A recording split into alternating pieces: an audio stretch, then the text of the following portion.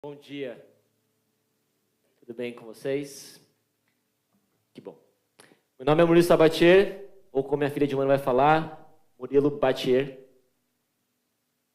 É um privilégio estar aqui com vocês, sou um dos presbíteros aqui da igreja. Você está na Fonte São Paulo. Por questões técnicas, estamos só com projetor, se você quiser migrar para lá, ainda fique à vontade, temos lugares aqui na frente, lugares ali atrás. Se não, vire o seu corpo e acompanhe também a projeção. Estamos numa série sobre sabedoria, estamos numa saga que termina hoje, onde nós estamos tentando encontrar a sabedoria nesse mundo de informação. Se você está aqui pela primeira vez, seja bem-vindo. Nosso coração se alegra em ter visitantes, em receber cada um de vocês. Se você nos ouve pela internet, venha nos visitar. Eu sei que eu sou repetitivo e falo isso todo domingo que eu prego, mas venha nos visitar porque de fato vale muito a pena. É muito bom estar em comunhão, muito bom poder conversar. Muito bom ver as coisas pegando fogo aqui, mas dando certo. É muito bom ser igreja e compartilhar nossos dons e talentos no serviço do reino. E se você é da nossa igreja, bem-vindo de novo. É um privilégio, domingo após domingo, cultuarmos ao Senhor, nos encontrarmos, falarmos de coisas boas, de coisas que estão difíceis. De fato, é muito bom ser igreja. E você tem acompanhado o mês de julho, nós temos falado sobre provérbios. Nós temos abordado esse livro tão importante, esse livro tão atual para os nossos dias. Já escrito há tantos e tanto tempo atrás, é um livro que fala sobre sabedoria, de como nós podemos ser sábios em um mundo de informação. O nosso mundo é marcado pela quantidade de notícias, de dados, de informações, de notícias o tempo todo. Em época de Olimpíada, a gente acorda às 4, 5 da manhã, já vê ali pessoas, atletas competindo, já acorda com notícias de quem conseguiu medalha, quem conseguiu se classificar. Você liga a televisão, você tem 8 canais com vários esportes diferentes, ou canais que mostram vários esportes ao mesmo tempo. Então nós estamos bombardeados o tempo todo de notícias, seja do mundo de esportes, notícias, de negócios, ou mesmo informações como as nossas redes sociais. Nós somos bombardeados de pessoas, de stories, de reels, de vídeos, o tempo todo bombardeado de informações. Nós temos livros e artigos sendo publicados a cada segundo, a cada minuto. De fato, nós somos bombardeados de informação o tempo todo. Mas o que tem acontecido é que falta para cada um de nós sabedoria. Esse mundo de informação, essa quantidade de dados, não foi suficiente em nos tornar cada vez mais sábios. Imagino que pelo contrário, talvez a gente olhe ao nosso redor, a gente olha para as pessoas ao nosso redor, ou olha para nós mesmos e pensa, nossa, eu tenho informação, eu tenho conhecimento, mas onde está a sabedoria? Parece que quanto mais informação, menos sabedoria nós temos. E é sobre isso que nós estamos falando esse mês de julho. T.C. Eliot pergunta sobre isso. Onde está a sabedoria que perdemos no conhecimento? Onde está o conhecimento que perdemos da informação? Onde nós podemos encontrar a sabedoria? Como que nós podemos desfrutar dessa palavra tão importante, dessa característica tão importante em nossas próprias vidas? Como podemos remar contra o mundo e termos corações, vidas sábias? E quando eu falo sobre sabedoria aqui, existem várias sabedorias no mundo. Várias sabedorias de como transformar ali ingredientes num bolo, numa boa refeição. Sabedoria em lidar com o mundo de negócios, sabedoria de vir a público e falar com as pessoas. Mas o que nós estamos aqui meditando, lendo, buscando é a sabedoria divina. A sabedoria de Deus que conduz para uma vida dedicada a Ele. Uma vida que começa em Deus e termina em Deus. Sabedoria que Paulo, lá em 1 Coríntios 2, 6 e 7 fala. Entretanto, falamos da sabedoria entre os maduros, mas não da sabedoria desta era, ou dos poderosos dessa era, que estão sendo reduzidos a nada. Pelo contrário, falamos da sabedoria de Deus, do mistério que estava oculto, o qual Deus pré-ordenou antes do princípio das eras, para a nossa glória. A sabedoria do mundo, ela tem o seu valor, ela nos ensina coisas, ensina formas de viver e se portar nesse mundo. Mas a sabedoria de Deus, ela é eterna, ela é mais valiosa, ela é mais significativa. E ela é a única que vai nos conduzir a uma vida dedicada a Ele, a um caminho que agrada o coração do Senhor. Essa é a sabedoria que buscamos, que pregamos, que estamos aqui cantando juntos como igreja. Estamos falando da sabedoria que só conseguimos alcançar em Deus, que Ele nos oferece gratuitamente para aqueles que pedem, clamam e buscam ela de todo o coração. Ao longo desses domingos nós fomos confrontados, nós aprendemos como essa sabedoria se desenvolve. Se você perdeu, você pode acessar nosso YouTube, nosso Spotify e acompanhar as outras mensagens. No primeiro domingo nós vimos que a sabedoria se inicia no temor do Senhor. A sabedoria divina se inicia numa relação com Ele. É uma relação de temor, não o temor de medo, não o temor de afastamento, mas o temor de proximidade e de reverência. Como alguém que olha para o seu pai e que encontra ali, ao mesmo tempo, alguém que é uma autoridade, mas que é alguém numa relação de amor, de afeto e de carinho. Uma posição de submissão, de olhar para o Senhor e reconhecer que Ele é muito maior do que nós somos. Não somente maior, mas mais grandioso, mais poderoso, mais santo e mais sábio. Então essa relação se inicia no temor do Senhor e está disponível para todos. Não importa seu grau de educação, não importa a sua idade, a sabedoria é acessível para todos aqueles que buscam. Na segunda mensagem nós somos instigados a procurar a sabedoria como alguém que procura o ouro e a prata. A clamar, a gritar, a orar, a buscar de fato a sabedoria como algo que de fato tivesse valor, porque de fato ela tem muito mais valor do que ouro, a prata, os diamantes. A sabedoria ela deve ser buscada e pode ser encontrada. Quando nós encontramos no Senhor, o Senhor nos oferece, como o Tiago fala, de forma gratuita, de forma liberada, de forma abundante. Nós encontramos a sabedoria no Senhor e Ele nos oferece isso gratuitamente. E na semana passada, com a Mia, nós somos instigados, nós aprendemos que a sabedoria é cultivada. Não é algo que nós só temos, que nós só possuímos, mas ela é cultivada nos relacionamentos. No relacionamento com a palavra do Senhor, com a igreja e com a família. É algo que nós cultivamos, é algo que nós compartilhamos, é algo que nós crescemos como comunidade. Então, esses são os aspectos que vimos até agora. A sabedoria se inicia no Senhor e ela se desenvolve na relação com Ele e com a sua igreja. E hoje nós encerramos nossa série. Semana que vem nós daremos início a uma nova série, uma outra proposta, uma outra direção. Mas se você se interessou pelo assunto, se você quer cada vez mais construir um caminho de sabedoria, eu indico 2 livros para você. O primeiro deles, A Pirâmide da Sabedoria. Se você tem o Pilgrim no seu celular, ele tem ali disponível em audiobook, em book, ou você pode comprar nos mais diversos sites. É um livro que vai meditar, um livro que vai nos fazer refletir sobre a sabedoria, como fizemos aqui nos domingos. Ele vai fazer um comparativo como uma pirâmide nutricional com a pirâmide da sabedoria. Como nós podemos encontrar elementos que vão nos tornar cada vez mais sábios. Deus como a fonte, os livros, a igreja. De fato, um livro que até ajudou na construção da nossa série aqui. Então, se você quiser se aprofundar, estudar, continuar caminhando, essa é uma boa indicação. E a segunda é um livro de devocional do Keller e da sua esposa, que vão abordar a sabedoria de Deus.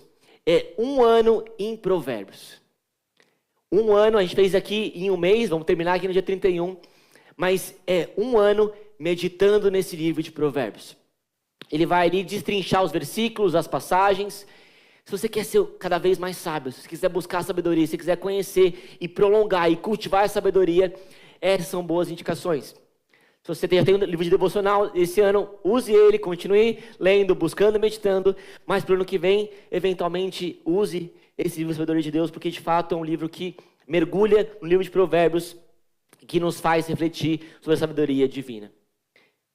Mas hoje é nosso último dia. A jornada não acaba na sabedoria, ela continua ao longo das nossas próprias vidas. Mas hoje veremos como a sabedoria se expressa. Nós temos a fonte da sabedoria, que é o próprio Senhor, mas veremos como nós temos expressão, representação da sabedoria. Nós iremos um pouquinho adiante para Provérbios 30, 24 a 28 e meditaremos sobre a expressão da sabedoria. E ao longo da série nós temos estudado sobre isso. E vemos e enxergamos de fato que a única fonte de sabedoria profunda, eterna, verdadeira, é o próprio Deus. É o Senhor que é a fonte de sabedoria, é a Ele que buscamos, clamamos e buscamos. Mas essa sabedoria que vem de Deus, ela é expressa em diferentes pontos. Ela é expressa em diferentes elementos do nosso mundo. O primeiro deles é o próprio Salomão. Nós temos em Salomão um exemplo da sabedoria divina. É alguém que quando foi oferecido riquezas, dinheiro, fama, poder, clamou e pediu pela sabedoria. Encontramos em Salomão alguém que foi sábio, alguém que a gente pode olhar e encontrar uma expressão de sabedoria. Nós temos Cristo como o maior exemplo da expressão da sabedoria de Deus. Quando nós olhamos para os seus feitos, para as suas palavras, para aquilo que ele fez, como ele agiu, nós encontramos nele a expressão perfeita da sabedoria de Deus. Ao contrário de Salomão, um homem perfeito, um homem sábio, mas imperfeito, temos em Cristo a expressão exata da sabedoria de Deus. Por isso que quando nós lemos a Cristo, lemos os evangelhos, nós conhecemos o próprio Deus de forma perfeita. E por fim, nós encontramos na palavra de Deus, na leitura dos provérbios e dos outros livros da Bíblia, a sabedoria divina. Por isso é importante a gente poder cada dia mais meditar na Bíblia, ler e estarmos aqui nos domingos ouvindo a mensagem do Senhor. E hoje eu gostaria de oferecer uma nova expressão de sabedoria, que é a natureza. Que é olhar para o mundo, para a criação do Senhor, olhar para os animais, olhar para a majestade da criação e encontrar na natureza a expressão da sabedoria divina. Por isso eu queria te convidar você a abrir a sua Bíblia em Provérbios 30, 24 a 28, ou acompanhar aqui na projeção, e vamos ler 4 versículos que vão expressar a representação, a ilustração da sabedoria divina. Vamos ler. 4 seres da terra são pequenos, e no entanto muito sábios. As formigas, criaturas de pouca força, contudo armazenam sua comida no verão. Os íraces, criaturas sem nenhum poder, contudo habitam nos penhascos. Os gafanhotos que não têm rei, contudo avançam junto em fileiras. A lagartixa que se pode apanhar com as mãos, contudo encontra-se nos palácios do rei. Vamos baixar a cabeça e vamos orar? Deus, muito obrigado por esse domingo. Domingo que o Senhor reservou para estarmos aqui, para cantarmos, para cultuarmos ao Senhor. E nesse momento, para meditarmos na Tua palavra, Pai. Vamos porque ela é viva e ela é eficaz. Ela penetra em nosso coração. Que possamos, nessa manhã, sairmos daqui, Deus, não com mais conhecimento, não mais com mais informação, mas de fato, conhecendo e aprendendo mais da Tua própria sabedoria, Pai. Possamos sairmos daqui, como sairemos desse mês, mais sábios para lidarmos com as pessoas ao nosso redor, com o nosso trabalho, com a nossa família, com as nossas finanças, Pai. Possamos, de fato, encontrar sabedoria na natureza, Pai, e expressar sabedoria em nossas próprias vidas. Assim que oramos, em nome de Jesus, amém. O livro de Provérbios, no capítulo 30, ele funciona como um apêndice. Tanto o 30 quanto o 31, da mulher virtuosa, talvez um provérbios mais conhecidos. Ele vai trazer como um apêndice. Um apêndice seria ali um anexo, algo adicional. Diferente do nosso apêndice que inflama e nos traz problema. Aqui, um apêndice que de fato vai nos fazer refletir, vai retomar alguns assuntos e nos fazer ali trazer novas reflexões. E o capítulo 30 de Provérbios, nós lemos um trecho hoje, um trecho agora, mas ele começa nos versos de 1 a 3, onde o autor de Provérbios, que não é Salomão dessa vez, vai fazer uma confissão bastante sincera. Mas os versos que nós lemos, ele vai começar com uma observação. Ele faz uma confissão, mas ele começa a olhar o mundo ao seu redor. Ele olha para a Escritura, ele olha para os sábios e ele olha para a natureza, como que os versos que nós lemos agora. E por fim, ele tira resultados dessa observação. Ele olha para a natureza, ele olha para esses animais e tira lições proveitosas desses 4 animais, que ele descreve como animais simples, fracos, pequenos, mas animais extremamente sábios. E os versos 30, o Provérbios 30, os versos 1 a 3, ele faz uma confissão sincera. E quem me conhece sabe que eu sou uma pessoa sincera. Às vezes até demais. A sinceridade em alguns momentos é uma qualidade positiva. Em alguns momentos ela nos leva a maus lençóis. E esse é algo que Deus tem trabalhado no meu coração. Como a sinceridade pode ser algo útil, mas deve ser usada da forma correta. Sinceridade é um valor em nossa cultura das fake news, das não verdades, no mundo da imagem. Mas sinceridade é algo perigoso também, que pode trazer inimizade, que pode trazer um problema no casamento, que pode gerar ali um afastamento das pessoas. Mas ser sincero com os outros é fácil. É fácil falar para alguém, ó, isso aqui não foi muito legal, isso aqui não foi muito bom, poderia melhorar. É fácil ser sincero com o outro, porque é o outro que vai guardar essa informação. É fácil ser sincero com o outro porque isso não afeta a gente. Pelo menos para mim é fácil ser sincero com o outro. Mas quanto de nós conseguimos ser sinceros com nós mesmos? É fácil olhar para o outro e encontrar no outro erros, falhas, imperfeições. Mas quanto de nós somos capazes de olhar para nós mesmos e sermos sinceros com quem nós somos? Nós sempre temos, talvez, um olhar mais elevado, um olhar irreal, um olhar ilusório de quem nós somos. E aqui o texto que nós veremos é um texto que nos confronta de alguém que foi sincero. Sincero até demais. Olha que interessante, versos 1 a 3. Ditado de Agur, filho de Jaque, oráculo. Este homem declarou a Itiel, e a Itiel e a Ucal: sou o mais tolo dos homens. Não tenho entendimento de um ser humano. Não aprendi sabedoria, nem tenho conhecimento santo. Uau! Que sinceridade. Que humildade desse cara aqui, desse tal de Agur, que pouco de nós conhecemos. Que sinceridade dele. Mas quem que é esse cabra? Quem que é esse tal de Agur? De fato, pouco sabemos. Ele não tem a grandeza que tem Salomão. Ele não tem um livro dedicado a ele. A gente sabe pouco sobre ele. É alguém que escreveu, tem alguns ditados, como esse que nós veremos no capítulo 30. Ele é filho de Jaque, seu pai, Jaque. Não sabemos quem é Jaque, não era um grande homem, um grande rei, alguém muito poderoso. Mas ele era alguém que falava em nome de Deus. Esse termo aqui, oráculo, é alguém que era inspirado por Deus, inspirado pelo Espírito, a nos informar, a nos comunicar uma verdade que vinha do alto. Nós não sabemos muito sobre ele, mas nós podemos aprender com a sua reflexão no capítulo 30. É interessante que ele expressa essa condição como o mais tolo dos homens, como alguém sem entendimento. Ele reconhece a sua pequenez, ele reconhece a sua ignorância, ele reconhece que ele é tolo. E alguém que recebeu muita informação, que recebeu muito conhecimento, que sentou com os melhores professores, mas ele olha para si e percebe que não tem o entendimento. Ele olha para si e fala: eu sou mais tolo. Diferente do Romário, que fala: eu sou o cara. Deus olhou para mim e apontou para mim e falou: você vai ser o cara. Ele fala: eu sou o mais tolo. Diferente de cada um de nós que levantamos, achamos o mais inteligente, o mais trabalhador, o mais sábio do nosso trabalho. Ele fala: eu sou o mais tolo. Eu não tenho entendimento. Uau! Que confissão sincera. Mas ele continua. Ele declara uma dificuldade que ele tem. Ele não expressa algo positivo, algo bom, algo que ele é capaz, que ele tem habilidade. Ele expressa: não aprendi a sabedoria, nem tenho conhecimento do santo. Ele expressa que ele não conheceu a sabedoria, não conheceu o próprio Deus.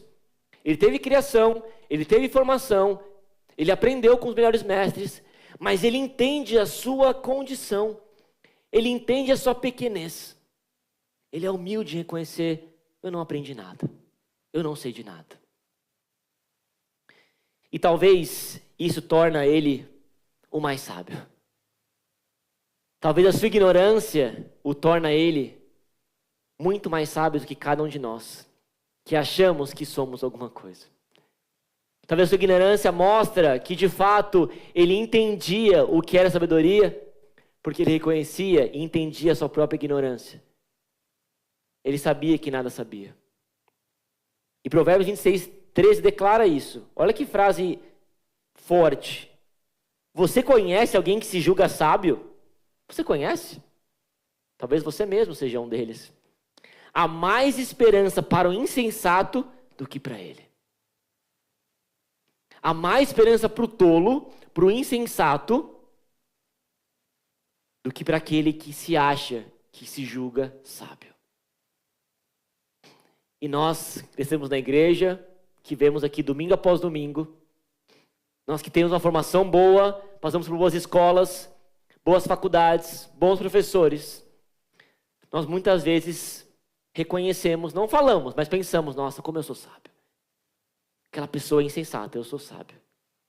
E aqui, o nosso querido mestre nos ensina uma lição importante. Que nós somos ignorantes, insensatos. E aqui começa a sabedoria.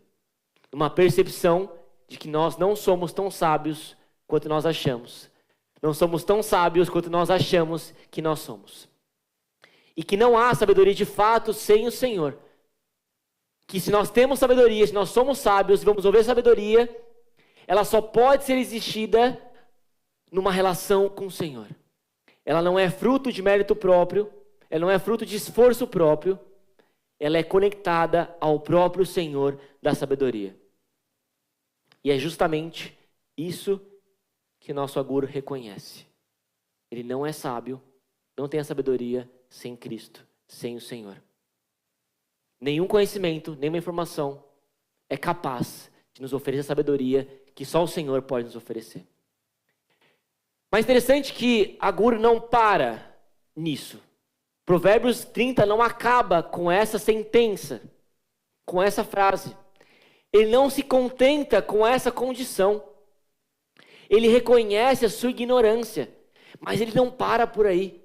Ele começa a observar, a olhar o mundo ao seu redor, para encontrar, para adquirir, para conhecer mais a sabedoria. E ele olha, nos versos que lemos, para a natureza. Para o mundo criado do Senhor. Qual foi a última vez que você parou para olhar e admirar a natureza? Qual a última vez que você levantou sua cabeça e olhou para o mundo ao seu redor? Qual foi a última vez que você deixou seu celular de lado e de fato ali desfrutou de momento para olhar a criação que o Senhor nos deu? Estamos tão envoltos em trabalho, em redes sociais, em informação, que nós perdemos o privilégio de desfrutar a natureza criada por Deus. E aqui, o que o nosso mestre nos ensina é olhar para a natureza. Olhar e observar o que ela tem a nos ensinar. E aqui não é uma aula de Animal Planet. Não é uma aula naturalista. Mas enxergarmos a natureza é uma perspectiva cristã, uma perspectiva diferente. E olha o que ele fala. Ele olha para a natureza e encontra 4 seres da terra. Ele olha para animais simples, ordinários e comuns, mas ele vai encontrar sabedoria neles. Mas, Murilo, por que olhar para a natureza? Se a gente tem a Bíblia, tem o próprio Senhor, o Cristo que já veio encarnado, morreu e ressuscitou, por que olhar para a natureza? Primeiro ponto, porque ela revela quem é o Senhor. O Senhor colocou as suas digitais, o Senhor colocou ali os seus atributos, colocou quem Ele é na natureza criada. Nós olhamos para a natureza e nós conhecemos mais sobre o Senhor. Olha o que Salmo 119 declara. Os céus declaram a glória de Deus. O firmamento proclama a obra de suas mãos. Quando nós olhamos a criação do Senhor, ainda que corrompida pelo pecado, nós enxergamos traços da glória do Senhor. Nós enxergamos traços da sua grandeza, do seu poder, da sua beleza. E como vemos nossa série, traços da própria sabedoria do Senhor. Ao olhar para a natureza, nós encontramos o Deus sábio. Provérbios 3 declara isso, nos versos 19 e 20. Pela sabedoria o Senhor fundou a terra, pelo entendimento estabeleceu o céu, pelo seu conhecimento os abismos se abrem, as nuvens destilam orvalho. Deus criou o mundo de forma sábia, de forma organizada, ordenada, bela, onde tudo funciona. Até os animais mais irritantes, como o mosquito, funcionam com um propósito. Tudo funciona de forma ordenada. Nós olhamos para a natureza e percebemos a sabedoria de Deus em tudo que Ele criou. na grandeza dos céus ou na pequenez de uma formiga. Nós olhamos para a natureza e encontramos o traço da sabedoria divina. Porque a natureza revela quem Deus é. E nesse livro de Provérbios declara a sua própria sabedoria. Quando olhamos para a natureza, nós encontramos o Deus da sabedoria. Porque nós encontramos sabedoria na obra criada pelo Senhor. Quando olhamos para a natureza, encontramos o próprio Senhor. Olha que interessante que o Brad McCracken nos ensina. Bem, se é verdade que nos tornamos mais sábios conhecendo mais a Deus, segue que podemos saber mais sobre Deus, em parte, observando a sua criação. Assim como você pode saber mais sobre Vincent van Gogh, examinando suas pinturas, ou sobre Martin Scorsese, assistindo aos seus filmes. Em parte, nós adquirimos sabedoria olhando para a natureza. Uma parte nessa relação com o Senhor, na leitura da palavra, isso é um ponto. Isso é a base, ele é o fundamento. Mas quando nós observamos uma pintura, um livro, um filme, uma música, nós conhecemos mais sobre quem escreveu, sobre quem dirigiu, sobre quem produziu. Assim é a criação do Senhor. Quando olhamos para a criação do Senhor, nós conhecemos mais sobre o próprio Deus. Por isso que o convite, levante sua cabeça, olhe em volta e admire a natureza. Admire o próprio Deus da natureza, o Deus que criou, que gerou e que arquitetou a natureza. Mas tem um segundo ponto o porquê olhar para a natureza.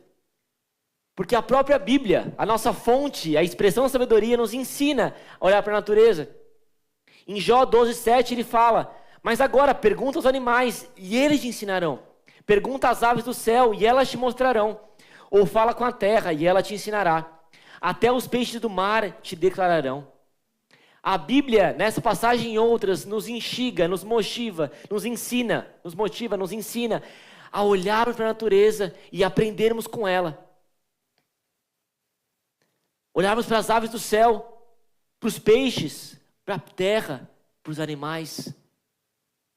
E encontrarmos quem Deus é na sua criação.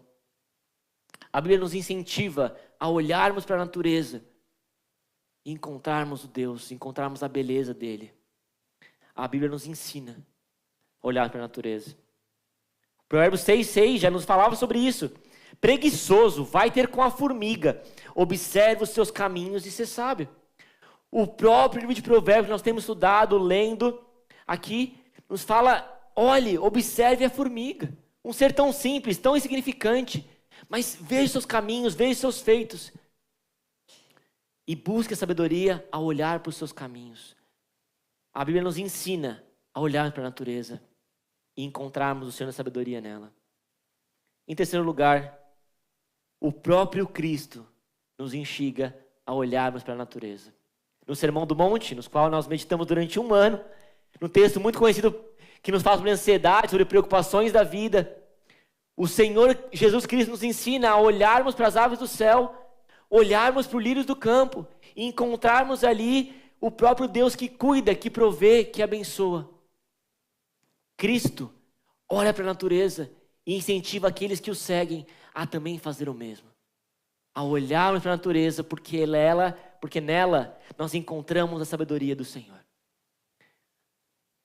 A Bíblia nos ensina e Cristo nos instiga a observarmos a natureza, a olharmos de fato. E não é somente um olhar para tirar uma foto, para postar um pôr do sol no seu Instagram, mas de fato de contemplar. Nós perdemos a capacidade de contemplação. Nós olhamos, nós observamos, mas nós não paramos para contemplar e enxergar o próprio Deus na criação. Mas tem um risco envolvido nisso. E eu sei que existe um risco envolvido nisso. Há um risco de nós perdermos, de nós olharmos para a natureza e pararmos nela. De olhar para a natureza e como panteístas adorarmos a própria criação do Senhor. Com o marido que pega a foto da sua esposa e começa a admirar mais do que a própria esposa. Que começa a olhar e perde ali a comunhão com a própria esposa porque está preso na própria foto dela. Temos um risco de olhar para a natureza e parar nela. Mas o que C.S. Lewis nos ensina de forma muito profunda e verdadeira que a natureza é apenas a imagem. É apenas o símbolo que a Escritura nos convida a usar. Somos convocados a passar pela natureza para além dela, em direção daquele esplendor que ela reflete de forma irregular. A natureza é um prisma, é um óculo que nós colocamos para enxergar a Deus. Ela é o caminho, ela não é o fim. Ela é o prisma, ela é o vitral que nós olhamos e enxergamos o próprio Deus. Não queremos ser idólatras da natureza ou naturalistas. Não queremos ser especialistas em animais e vegetais. Nós queremos olhar para a natureza e admirarmos o próprio Senhor. O que nós encontramos? Ou o que Agur encontra ao olhar para a natureza? Ele encontra 4 seres, pequenos, no entanto, muito sábios. 4 seres da terra são pequenos. E aqui o pequenos não somente de tamanho, mas de incapacidade, de força.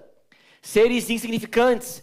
Ele não enxerga leões, ele não enxerga tubarões, golfinhos, os mares. Ele olha para seres limitados, pequenos, sem força, sem capacidade. Mas ele encontra sabedoria. São seres simples, não majestosos, não são seres poderosos, marcantes, mas são seres marcados pela sabedoria. São seres que mesmo na sua incapacidade, mesmo na sua pequenez, possuem, expressam a sabedoria divina. São seres simples, mas que contêm um elemento forte da sabedoria do Senhor. E olha que interessante, um dos comentaristas do texto vai nos ensinar. Uma vez que os seres humanos não treinam essas 4 criaturas, podemos inferir que foi Deus, supremamente sábio, que as ensinou a sobreviver. Eles são sábios não porque eles fizeram cursos, não porque eles estudaram, não porque eles foram na igreja, mas porque eles têm elementos da própria criação do Senhor. Foi o Senhor que os dotou da sabedoria dele, para que eles pudessem viver, sobreviver. São seres que foram preenchidos, que foram inundados pela sabedoria do Senhor. E que seres são esses? 4 são seres. O primeiro deles, mais conhecido por todos nós, as formigas. Você encontra formigas no jardim, mas encontra na sua casa, quando você deixa ali um doce ali envolvido.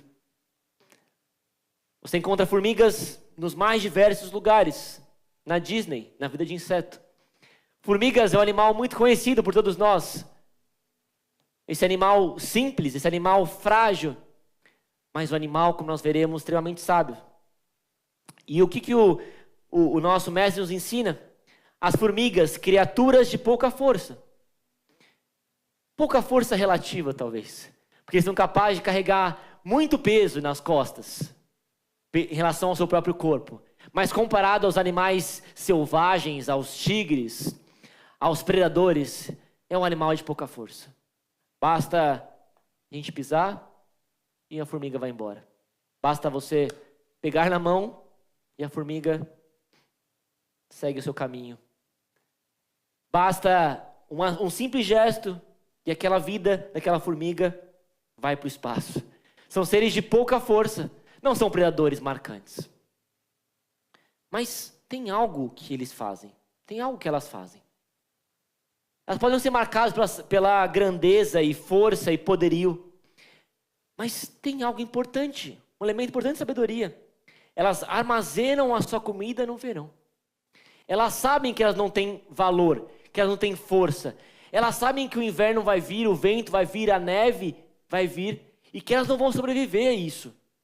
Então o que elas fazem? Elas guardam o alimento no verão para que elas possam desfrutar no inverno.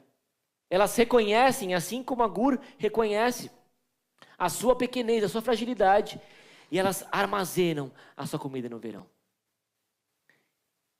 O que nós aprendemos com elas? O que elas nos ensinam? O que esses pequenos professores nos ensinam? Que elas são sábias para o futuro. E aqui talvez uma lição importante: nós guardarmos dinheiro, nós temos poupança, investimento, nós não gastarmos todo o dinheiro que nós recebemos. Essa sim é uma lição importante para os nossos dias. Mas o que o texto ensina aqui é algo além disso. É algo muito mais profundo, muito mais espiritual do que isso.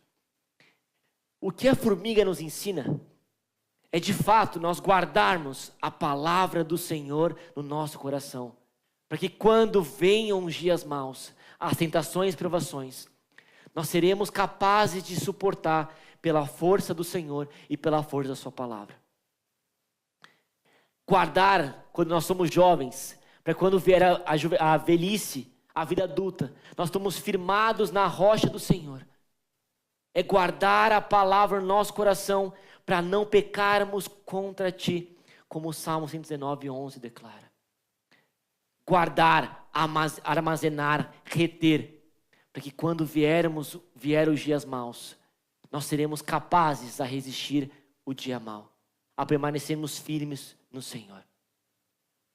Não que nós não leremos a Bíblia no dia mau, mas nós estaremos tão preenchidos, tão cheios, repletos pela palavra do Senhor, que quando vier tentação, dificuldades, provações, permaneceremos firmes.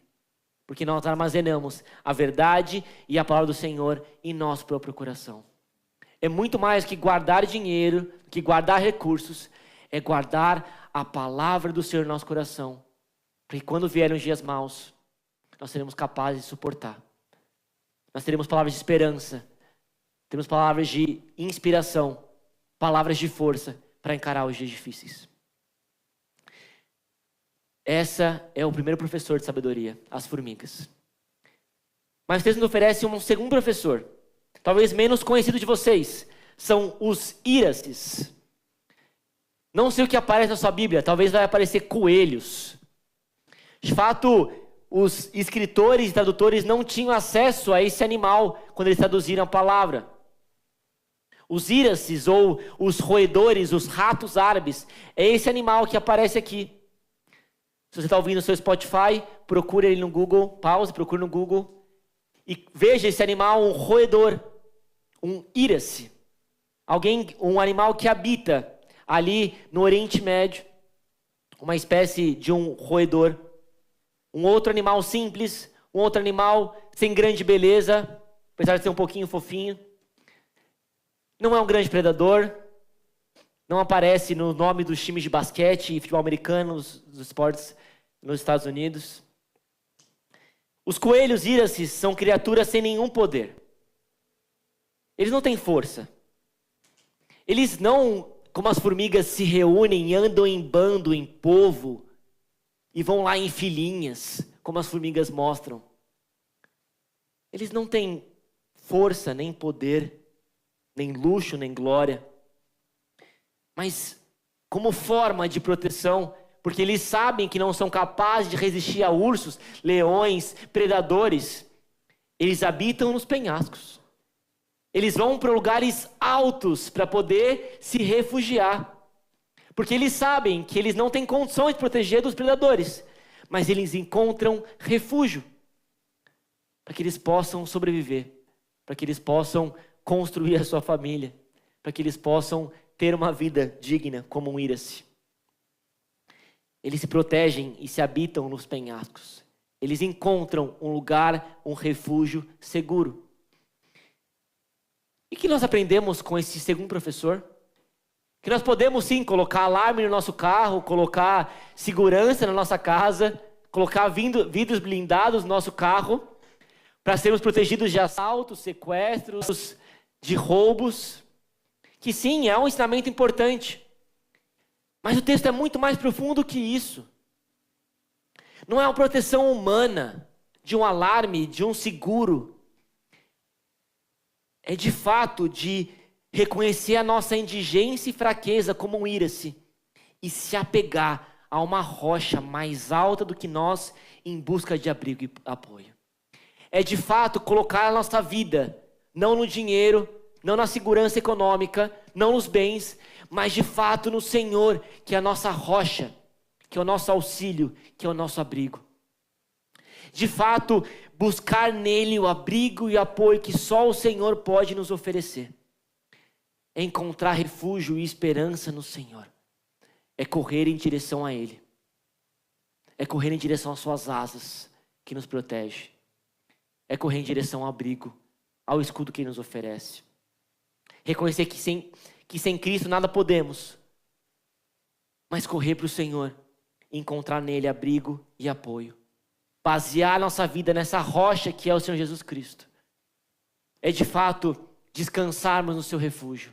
É corrermos para eles nos dias difíceis. É basearmos nossa vida inteira no Senhor, que é a nossa rocha eterna. E o texto continua. Temos um terceiro elemento, os gafanhotos. E gafanhoto nunca foi bem visto na história.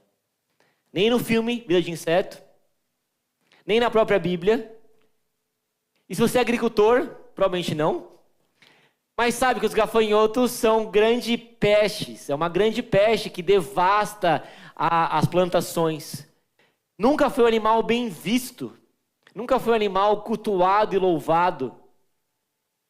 Não é um animal nem grandioso, e muito menos belo, e muito menos bem visto pelas pessoas. Mas ainda assim, os gafanhotos têm elementos que nós podemos encontrar e aprender sobre eles. Os gafanhotos que não têm rei. Eles não têm alguém, um líder, um guia, alguém que conduza eles. Eles não têm um líder, um gafanhoto rei. Eles não têm alguém que... Eles não votam em ninguém para conduzirem eles. Eles não têm organização maior, mas eles estão organizados. Eles avançam em fileiras. Mesmo sem ter alguém ali para poder conduzir, guiar, direcionar, eles avançam juntos em fileiras. Eles estão organizados mesmo em meio a uma desorganização. Eles estão organizados mesmo sem ter ali alguém que dite e conduza as regras para eles. Por quê? Porque eles vivem juntos. Porque eles são unidos uns com outros. Porque eles agem em conjunto. Porque estão unidos em mesmo propósito, ainda que o propósito de destruir uma plantação. Eles agem juntos, eles agem em fileiras, eles agem em forma organizada. E aqui não é um apelo a sermos anarquistas. Não é um apelo a tirarmos pastores e líderes da nossa igreja. Não é esse o princípio aqui ensinado. O princípio ensinado aqui é que o sentimento de fraqueza que os gafanhotos têm sozinhos deve nos motivar a permanecermos juntos para que possamos fortalecer uns aos outros. Nós, cada um de nós, aqui da Fonte São Paulo, somos gafanhotos que sozinhos não podemos coisa alguma. Não existe vida cristã sem o sentimento, sem a comunhão de estarmos juntos. Seja vendo um jogo de futebol, como fizemos ontem com alguns amigos, seja estarmos aqui juntos, cantarmos, seja estamos em grupo pequeno. Não há cristianismo, não há vida cristã, não há vida de sabedoria desconexa de um com o outro. Nós não somos nada sozinhos, mas como o velho ditado, juntos somos mais fortes. A união faz a força. Nós de fato, juntos, podemos alcançar alguma coisa. Nós juntos podemos servir de forma mais excelente ao Senhor. Nós juntos podemos alcançar essa cidade para a glória do Senhor. Nós juntos podemos aconselhar, ajudar, exortar, crescermos uns com os outros. E quanto mais podemos fazer isso com o Rei, o Senhor Jesus Cristo. Nós não estamos juntos somente sozinhos. Nós temos o próprio Senhor que nos direciona, que nos conduz. Se os gafanhotos juntos, sem reis, podem fazer tantas coisas, quanto mais nós, unidos ao nosso Senhor, podemos realizar em nome dele. E por fim, o quarto animal, que talvez tenha uma dificuldade de tradução. Uns vão falar lagartixas, uns lagartos e outros aranhas. Mas o princípio aqui é o mesmo. Não importa qual desses três animais, a ideia que nos oferece é a mesma. É um animal simples que pode ser ali pegado com uma das mãos. É um animal que de fato não tem, de novo, grandeza, força, mas que ele se encontra nos palácios do rei. As lagartixas, por mais nojentas que elas são, elas estão em todos os lugares. Os lagartos, eles estão ali nos palácios do rei. E aranhas também formam as suas teias de aranha nos lugares mais luxuosos que nós podemos ver. De fato, são animais que habitam nos palácios do rei. E o que esse texto ensina para a gente? Que nós seremos ricos? Não. Que nós moraremos nos melhores lugares de São Paulo? Também não. Mas que a sabedoria, ela recompensa. Que existe uma recompensa na sabedoria. A possibilidade de viver num palácio real luxuoso. Vivermos numa vida digna. Uma vida honesta. Termos ali um cantinho para onde morar. Termos ali o pão de cada dia. A sabedoria nos conduz para uma vida de fato plena no Senhor. Para uma vida bem-aventurada. E com uma promessa de que um dia de fato habitaremos no palácio real luxuoso, a Nova Jerusalém. Que um dia de fato moraremos sim, assim como as aranhas, os lagartos e as lagartixas moram num palácio real luxuoso. Num lugar lindo, belo, com ruas de ouro, a Nova Jerusalém, dedicada àqueles que buscaram ao Senhor. Que viveram uma vida de sabedoria. Nós desfrutaremos das recompensas da sabedoria aqui na terra, mas de forma mais completa, de forma mais perfeita na eternidade, num palácio real luxuoso. Estaremos com o nosso próprio Senhor. Nós de fato olharemos para o nosso Senhor, teremos comunhão de fato com Ele, estaremos como igreja cultuando o próprio Senhor, num palácio real luxuoso, com o próprio Rei entre nós. Com o próprio Senhor entre nós. Mas que enquanto esse dia não chega, que enquanto nós não estamos com Ele, a sabedoria vai nos conduzir, nos guiar por um caminho correto, por um caminho verdadeiro. O que nós aprendemos com esses 4 animais? Deus fornece a essas criaturas tão desprezadas uma sabedoria tão admirável. Certamente temos mais valor em sua estima do que elas. Ele nos forneceu tesouros da melhor sabedoria. Recorramos a Ele e Ele nos fornecerá aquela sabedoria que é própria das criaturas racionais e mortais. Se Deus concedeu para essas criaturas, quanto mais Ele pode conceder para cada um de nós, que fomos criados à sua imagem e semelhança. Quando Deus finalizou o homem e a mulher, Ele falou, isso é muito bom. Nós somos seres muito maiores, de muito maior estima do que a criação. Foi por nós que Cristo morreu na cruz. Foi por cada um de nós. Deus tem muito mais estima, valor para cada um de nós. Se Deus forneceu para esses animais indignos, simples, desprezados, uma sabedoria tão maravilhosa, quanto mais Ele pode oferecer para cada um de nós. Clamemos, busquemos, oremos, possamos pedir de fato a sabedoria que vem do Senhor. E hoje aprendemos que a natureza é uma forma de expressão do Senhor. Hoje entendemos que não somente Salomão, Cristo, a palavra, mas a natureza é uma expressão da sabedoria do Senhor. Até animais simples, ingratos, indigestos, até animais sem valor, possuem a sabedoria do Senhor e expressam no seu modo de ser e de agir. Mas eu não queria acabar a palavra aqui. Não queria que a gente olhasse somente para a natureza e se contentar somente em olhar e admirar e aprender lições importantes com ela. Queria confrontar cada um de nós essa manhã. E ao fechar essa série, com um desafio para nós. O meu convite é para que nós saiamos desse mês de julho, para que nós terminemos essa série, entendendo que nós também podemos ser e devemos ser a expressão da sabedoria divina. Que nós podemos ser, nesse mundo perdido, nesse mundo em trevas, sermos expressão da sabedoria divina.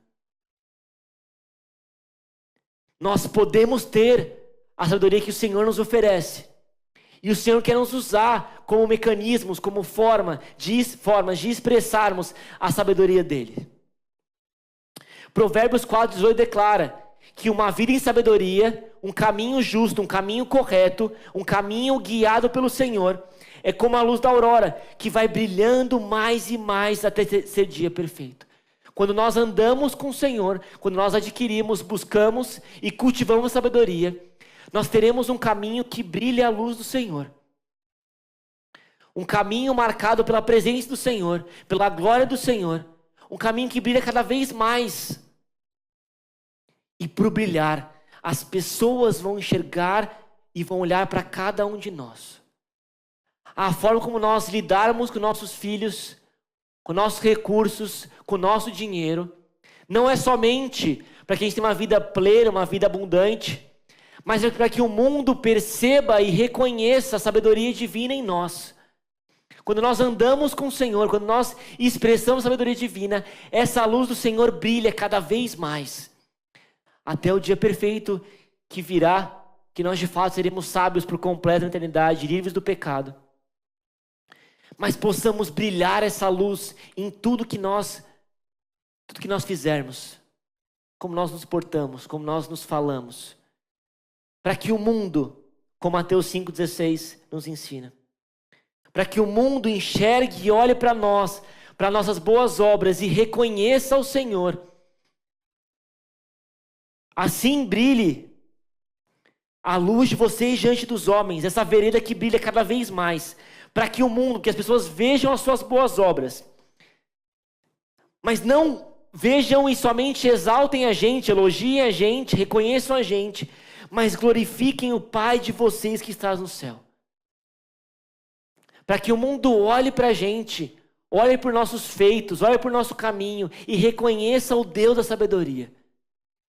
Ter a sabedoria é um ato evangelístico, para que o mundo olhe para a gente, para que o mundo olhe para o nosso caminho que brilha e reconheça o próprio Senhor. A sabedoria não morre em nós, ela é um mecanismo, ela é um caminho de evangelismo para as pessoas. O caminho sábio não é somente para que a gente tenha uma vida plena e digna, mas é para que o mundo enxergue os nossos feitos, as nossas boas obras e glorifique o Pai de vocês que está no céu. A sabedoria é uma oportunidade das pessoas conhecerem o Senhor. A minha oração, o meu desejo, para que o mundo olhe para cada um de nós, aonde você estiver, no seu trabalho, no seu condomínio, e ele conheça o Deus da sabedoria através da sua vida. Que essa luz brilhe de forma tão clara, tão visível, que o mundo reconheça quem é o Senhor. Ter a sabedoria, possuir e cultivar é um caminho para o evangelismo, para que o mundo reconheça quem é o Senhor. O que nós aprendemos nesse domingo? O que nós aprendemos nessa pregação? Que nós podemos enxergar a sabedoria divina em sua criação. Nós não somente podemos, como nós devemos, parar, admirar, olhar e contemplar, como um prisma, quem olha para o próprio Senhor. Mas não somente enxergar, mas experimentar e aplicar em nossas próprias vidas, para que mais pessoas reconheçam o Senhor e o adorem. Esse caminho de sabedoria vai levar para que mais pessoas reconheçam quem é o Senhor. Esse é o objetivo final. Nós cultuamos a sabedoria ao Senhor. E o mundo verá em nós essa sabedoria. E o mundo irá se prostrar ao Deus da sabedoria. Que possamos viver uma vida digna, uma vida que brilha a luz do Senhor. Que possamos fazer isso juntos, a partir de hoje. Vamos orar. Deus, vamos ao Senhor por esse dia, porque podemos encontrar a sabedoria do Senhor. Em Salomão, em Cristo, na natureza, na Tua palavra.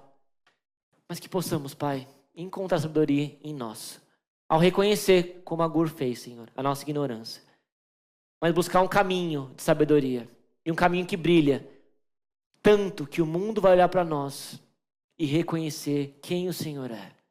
Como esses 4 animais simples, sem valor, sem estima, mas que contêm elementos da sabedoria divina, Pai.